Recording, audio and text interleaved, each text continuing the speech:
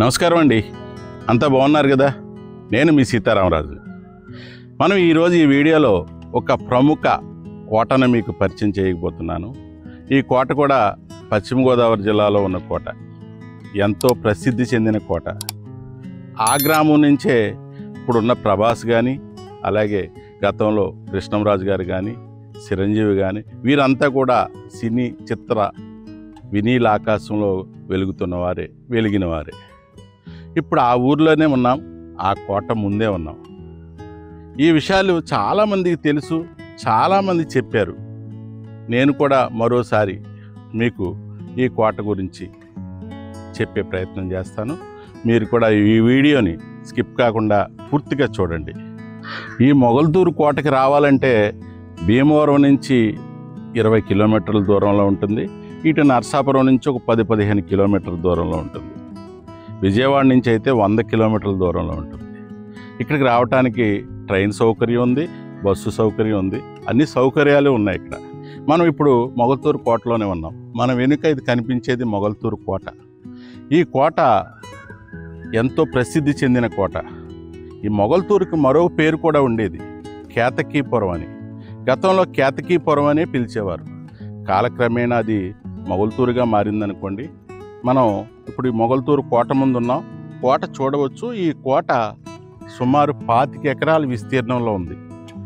ప్రతి గోడ కూడా 25 అడుగుల వెడల్పులో అప్పట్లో నిర్మించారంట. అలాగే 2 తాడుల ఎత్తులో శత్రు దుర్భేద్యంగా ఈ తోటను నిర్మించారు. కలిదిండి సంస్థానాధీశులు అయితే ఈ కోటను అప్పటి నుంచి ఇప్పటి వరకు కూడా వారి ఆధీనంలోనే ఉంది. ఎంతో ఘనచరిత్ర గల ఈ కోట గురించి మరిన్ని వివరాలు లోపలికి వెళ్ళి చూసే ప్రయత్నం చేద్దాం. మీరు కూడా నాతో ఫాలో అవ్వండి. అదండి, ఇదంతా కూడా కోట యొక్క రోడ్డు. ఈ కోట యొక్క రోడ్డు ఇదంతా ఇక్కడి నుంచే కోట భాగం ప్రారంభమైంది. మనం చూడండి, ఈ ఇటుకలు కూడా చాలా మందంగా ఉన్నాయి. ఇప్పటి ఇటుకలు అయితే ఇంత వెడల్పు ఉండవు, ఈ పొడవు కూడా ఇంత పొడవు ఉండవు. అప్పట్లో గానుగు సున్నంతో రకరకాలుగా ఇది కాల్చిన ఇటుకలతోటి కట్టారంట. ఈ కోట పూర్తిగా కాల్చిన ఇటుక. చాలా వరకు పాత కోటలు చూస్తే మనం రాళ్ళు, పెద్ద పెద్ద రాళ్లతో కట్టిన సందర్భాలు ఉంటాయి, అలాగే మట్టి ఇటుకలతో కట్టిన సందర్భం ఉంటుంది. కానీ ఈ కోట ఈ ప్రత్యేకత ఏంటంటే ఇదంతా కూడా కాల్చిన ఇటుకతోటి కట్టారు. ఈ మంచి ఇప్పటికి కూడా చాలా గట్టిగా ఉంది. కోటను చూస్తే చాలా గట్టిగా ఉంది. ఈ కోట పక్కనే రాజదర్బారు, లక్కమేడ ఇవన్నీ కూడా ఉన్నాయి. ఇవి కూడా చూద్దాం. ఇప్పుడు శిథిలం అయిపోయింది అనుకోండి, చాలా వరకు శిథిలం అయిపోయింది. అయితే మన ఆంధ్రప్రదేశ్లో ఉన్న కోటల్లో ఒక రకంగా చెప్పాలంటే కొద్దో గొప్ప బాగున్న కోట అయితే ఇదే. మనం కోటలోకి ఎంటర్ కాబోతున్నాం. ఈ కోట పక్క ప్రాంతం చూడవచ్చు. అటువైపు గోడ కూడా చూడండి ఎంత ఎత్తులో ఉందో. అటు చాలా ఎత్తులో ఉంది కోట భాగం అయితే. ఎందుకంటే అప్పట్లో శత్రువులు ఎవరు రాకుండా కూడా ఈ శత్రు దుర్భేద్యంగా కోటను నిర్మించారనేది మనం చెప్పుకోవచ్చు. ఇక్కడ ఉన్న ఈ మేడ అయితే, ఈ మేడను లక్క మేడగా కూడా పిలుస్తారు. ఇక్కడే ఈ పక్క ప్రాంతంలోనే రాజదర్బారు కూడా ఉండేదట. ఆ రాజదర్బార్లో అయితే ఎప్పుడు కూడా చల్లగా ఉండేదట. రాజులు చాలామంది ఈ ప్రాంతంలో ఉన్నవారే. అయితే కొంత భాగం శిథిలమైంది. ఇప్పుడు కోటలు నిర్వహించడం అంటే చిన్న విషయం కాదు, చాలా పెద్ద విషయం అని చెప్పాలి. కోట నిర్వహణ చాలా కష్టంగా కూడా ఉంటుంది. ఇదంతా కూడా లక్కమేడగా మన వారు చెప్పేవారు. ఈ భాగం అయితే కింద ప్రధానంగా అప్పట్లో కలిదిండి వంశస్థులు ఎవరైతే ప్రారంభంలో ఉన్నారో వారైతే ఈ కింద భాగంలోని పై భాగంలోనే నివసించేవారు అని చెప్తారు. ఇకపోతే ఇది ఇటువైపు చూడవచ్చు. ఇదంతా కూడా కోట రెండవ భాగంలోని ప్రధానమైంది. ఇక్కడ అంతా కూడా గోడలు చూడండి ఎంత ఎత్తున్నాయి. ఇంచుమించు 2 తాళ్ళు ఎత్తు గోడలు అంటే ఇవన్నీ కూడా ఇప్పుడైతే శిథిలం అయిపోయాయి. చాలా వరకు శిథిలం అయిపోయాయి. శిథిలం అయిపోయిన కోటగానే ఉంది. కానీ ఎంత వెడల్పు ఉన్నాయండి, చూడండి ఎంత వెడల్పుగా ఉన్నాయి. ఇటుకలు కూడా ఏకంగా ఇంచుమించు 2 జానల, ఇటు ఒక జాన 2 జానల వెడల్పుగా ఒక చెక్క బల్లలాగా ఉన్నాయి ఇవన్నీ కూడా. మనం ఇంకా లోపలికి కూడా ఇటు కూడా ఈ గోడ అంతా కూడా చాలా ఎత్తుగా ఉంది. మరి ఇది దేనికోసం ఉపయోగించేవారో మనకు తెలియదు, కానీ ఇక్కడ చూస్తే అక్కడ ఒక మార్గం పూడ్చివేశారు. గతంలో అక్కడ ఒక మార్గం ఉండేదేమో, ఇప్పుడైతే అక్కడ ఇటుకలతో పూడ్చివేసిన సందర్భం కనిపిస్తుంది. ఇటు కూడా వెళదాం.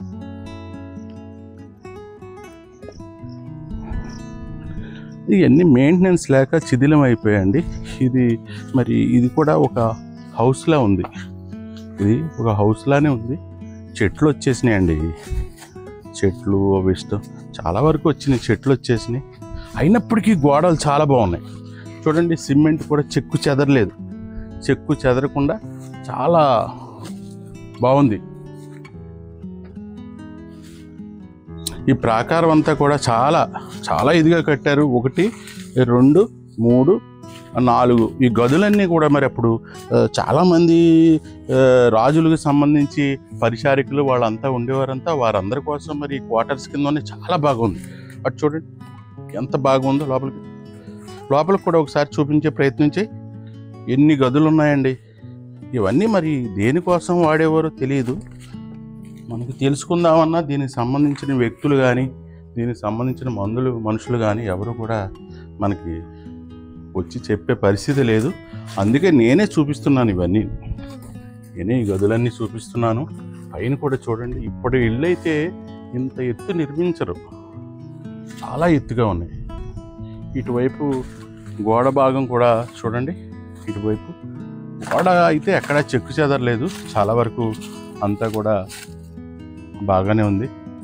శిథిలం అయిపోయింది. ఈ గదిలోంచి మనం ఇలా వద్దాం.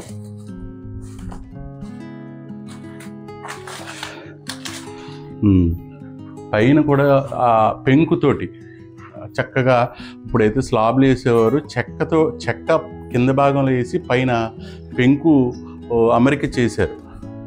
అసలు వర్షం కూడా కురవటానికి చల్లగా ఉండేదట. ఇదే అనుకుంటే బహుశా ఈ ప్రాంతంలో ఉంటే రాజదర్బార్ పక్కనే అన్నారు. ఈ రాజదర్బార్ పక్కన ఉన్న ప్రాంతమే ఇందులో చాలా చల్లగా ఉంటుందని చెప్పారు. ఇక్కడ ఒక బావి కూడా ఉందండి. బావి కూడా మరి స్వీట్ వాటర్, ఎంత లోతైన బావి ఇది. పాడైంది అయినా చాలా లోతుగా ఉంది, చాలా గట్టిగా ఉంది. ఇదేమి తర్వాత మళ్ళీ చేయించిన సందర్భం కూడా లేదు. ఇటువైపు లోపలికి కూడా వెళ్దాం. ఇది అటు గోడ చూడండి. అటు గోడలు కూడా చాలా ఎత్తుగా ఉన్నాయి. మరి ఎందుకు ఇట్లాగా ఇంత గోడ ఇక్కడ ఏం పెట్టేవారని చూడవచ్చు. మనం చూస్తే 2 తాడుల ఎత్తులో ఈ గోడలు ఉండేవట. నాకు ఇంచుమించు ఇంకా 10 అడుగులు పైన, 12 అడుగులు 15 అడుగులు ఎత్తులో ఉన్నాయి.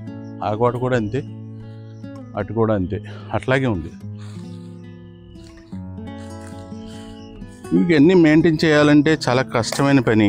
ఇప్పుడున్న పరిస్థితుల్లో ఇటువంటి పురాతన కట్టడాలని ఎవరైనా సంరక్షించాలంటే కొంచెం కష్టమైన పని. ఇప్పటికీ ఇటువైపు చూద్దాం. ఇటువైపు కూడా ఒకసారి చూసే ప్రయత్నం చేద్దాం, మీకు చూపించే ప్రయత్నం కూడా చేస్తాను. ఇది కూడా ఒక ప్రాకారం, పెద్ద ప్రాకారంగా ఉంది. 1 2 3 గోడల కింద ఉన్నాయి. ఇక్కడ ఏదో మరి ఇది ఒక సెటప్ అయితే ఉంది. ఇది సిమెంట్ తోటి ఒక భాగం కింద 2 గదుల కింద ఉన్నాయి. ఏదైనా బాత్రూమ్ సైడ్ వాడేవారేమో, అట్లాగే ఉంది ఇది. Yes, bathroom. ఇది బాత్రూము, ఇదో బాత్రూమ్. ఎంత పెద్దవిగా ఉన్నాయి చూడండి. అంటే ఇది పరిచారికులు వాళ్ళు వాడుకోవడానికి అయి ఉంటుంది. ఇటు కూడా చూడు, ఇది స్నానాలకి వాటికి వాడుకునేలా ఉంది. ఇదంతా పూడిపోయింది. ఇది బాత్రూమ్ టైప్లోనే ఉంది.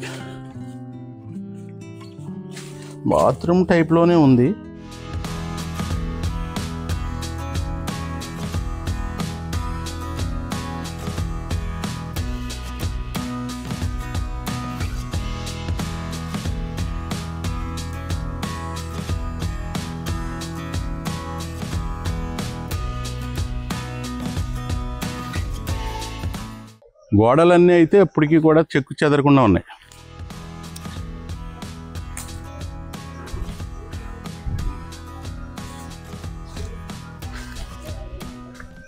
ఎంతో విలువైన సంపద అండి ఇది. మనకి కోటలు ఇవన్నీ పురాతన చరిత్ర. ఈ కలిదిండి వంశస్థులు కూడా ఈ సమీపంలో ఉన్న అంతర్వేది తీర్థానికి వీరే ఇప్పటికీ కూడా ఆ దేవాలయానికి సంరక్షకులుగా వీళ్ళే ఉన్నారు. ఆ ఉత్సవాలు జరిగినప్పుడు, అంతర్వేది నరసింహస్వామి ఉత్సవాలు జరిగినప్పుడు ఇక్కడి నుంచే పట్టు వస్త్రాలు అవన్నీ కూడా పట్టుకెళ్ళేవారంట. ఇంకా రెండో విషయం ఏంటంటే, ఈ మొగల్తూరు కోటకు సంబంధించి ఒక విషయం ఏంటంటే, ఈ కోట నుంచి ఇటు అంతర్వేది వరకు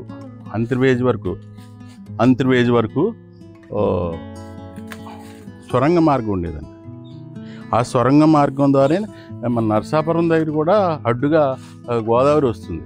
ఆ గోదావరి కింద భాగం నుంచి అంతర్వేది వరకు సొరంగ మార్గం ఉండేదని, ఆ మార్గం ద్వారానే దీనికి సంబంధించిన సంస్థానాలకు సంబంధించిన వారు ఆ అంతర్వేది నరసింహస్వామికి వెళ్ళటానికి, ఆ పూజలు చేసుకోవటానికి అప్పట్లో వినియోగించేవారని చెబుతారు. అవి ఎంతవరకు వాస్తవాలు, అవి వాస్తవమా కాదా అనేది మనం చెప్పలేము. అది ఎక్కడా కూడా మనం చదివిన సందర్భం కూడా లేదు. అయితే చెప్పిన దాన్ని బట్టి, విన్నదాన్ని బట్టి, మనం చూసిన దాన్ని బట్టి చెప్పుకోవడం తప్ప దీనికి వాస్తవికత అనేది మనం అయితే చెప్పలేం. ఇది ఒక భాగం. మనం అక్కడికి వెళ్తే కొంత దీనికి సంబంధించి ఫోటోలు ఇవన్నీ కూడా ఉన్నాయి. అవి కూడా చూపించే ప్రయత్నం చేస్తాను. ఈ కోటకు సంబంధించి చాలా వరకు ఎవరు కూడా ఇక్కడ లేరు. వీరంతా కూడా కృష్ణంరాజు గారు అయితే ఈ కోటకి వారికి సంబంధం లేదు, కానీ ఈ గ్రామస్తులే, ఇక్కడి నుంచి వెళ్ళిన వారే. కృష్ణంరాజు గారి ఇల్లు కూడా ఈ ఊర్లోనే ఉంది. ప్రభాస్ కూడా ఇక్కడి నుంచి వెళ్ళిన వాడే తప్ప ఈ కలిదిండి వంశస్థులు వారికి బంధువులే తప్ప ఈ కోటకి కృష్ణంరాజు గారు ఈ సంస్థానంలో ఆయన ఒక వ్యక్తిగా వీళ్ళు బంధువుగా ఉన్నారు తప్ప ఇక్కడ ఈ కోటలో పెరిగిన సందర్భాలు, ఈ కోటలో ఉన్న సందర్భాలు చాలామంది తెలియక చెప్తున్నారు. లేవు, వాళ్ళది వేరే ఇల్లు. ఇంకా మనకు ముందుకు వెళ్ళి మరిన్ని వివరాలు మీకు చెప్పే ప్రయత్నం చేస్తాం.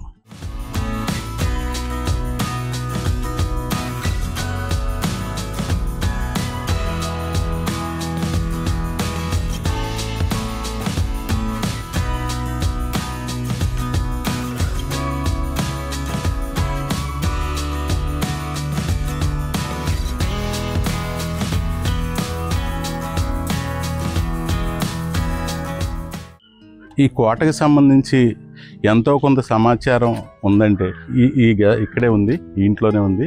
ఇది గెస్ట్ హౌస్గా కూడా వాడుకుంటారు.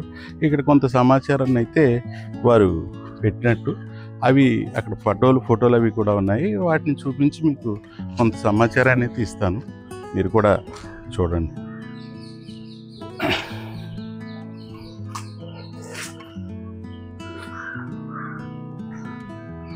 ఇదంతా కూడా కలిదిండి వారికి సంబంధించిన సంస్థానానికి సంబంధించినవి. ఇది లేటెస్ట్ ఫోటో అనుకుంటా. ఇందులో చాలామంది ఉన్నారు. ఇదిగో ఈయనైతే 1929 రాజా కలిదిండి కుమార సత్యనారాయణ రాజు. ఈయన బహుశా ఈ సంస్థానానికి సంబంధించిన వారు అయి ఉంటారు, మొదటి వారు ఎవరు అయి ఉంటారు. ఇది ఇక్కడ ఫోటోలో చూడొచ్చు. ఈ ఫోటోలో కృష్ణంరాజు గారు ఉన్నారు. ఈవిడ మరి బహుశా మొదటి వారు అయి ఉంటారు. ఇక్కడ వివరాలు అయితే లేవు. ఇక్కడ కూడా ఇది రాజా ఎవరో ఉన్నారు. ఈయన ఫోటో కింద పేరు అయితే పోయింది. ఈ ఫోటోలో కూడా పేరు లేదు. ఆ పైన కూడా ఒకసారి చూపించు. ఇవన్నీ చాలా ఎప్పుడో 1894 ఈ పేరు కూడా ఇందులో మనకు కనిపించుకున్నా ఉంది. ఈయన కూడా రాజా కలిదిండి వారే అయి ఉంటారు. 1939 వరకు ఉన్నారు ఈయన. గతంలో నేను ఒకసారి ఇక్కడికి వచ్చినప్పుడు ఈ పేర్లు అవి కనిపించేవి. ఇది ఏకంగా 1890. ఈయన కూడా ఈ సంస్థానానికి సంబంధించిన వారే. ఇక ఇక్కడ కొద్దిగా క్లారిటీ ఉంది. ఇదిగో ఎస్ఆర్కే సత్యనారాయణ రాజు గారు, ఎస్ఆర్కే తిరుపతి రాజు గారు, ఎస్ఆర్కే లక్ష్మీ నరసింహరాజు గారు. పైన అయితే పెదరాజేవారు, ఆయనే అనుకుంటా. ఆయన పెదరాజేవారు. ఈ సంస్థానానికి సంబంధించి ఈయన చిన్నరాజేవారు. ఇక్కడ ఎస్ఆర్కే వెంకటేశ్వరరాజు గారు అని ఉంది, ఎస్ఆర్కే సిన సత్యనారాయణ రాజు గారు. ఆయన ఒకేలా ఉన్నారు, మరి క్లారిటీ అయితే మనకి లేదు. ఇందులో ఎస్ఆర్కే రామచంద్రరాజు గారు, ఎస్ఆర్కే జగపతి రాజు గారు, ఈయన ఎస్ఆర్కే దైవ ప్రసాద లక్ష్మీ నరసింహరాజు గారు, ఈయన పేరైతే లేదు. ఇక్కడ ఎస్ఆర్కే సత్యనారాయణ రాజు గారు, ఆయన పేరు లేదు. అక్కడ పైన మాత్రం శ్రీ రాజా కలిదిండి దేవి ప్రసాద రాహర వెంకట సూర్యనారాయణ రాజు గారు. అక్కడే అది కుమారి లక్ష్మీకాంత రాజ్ బహదూర్.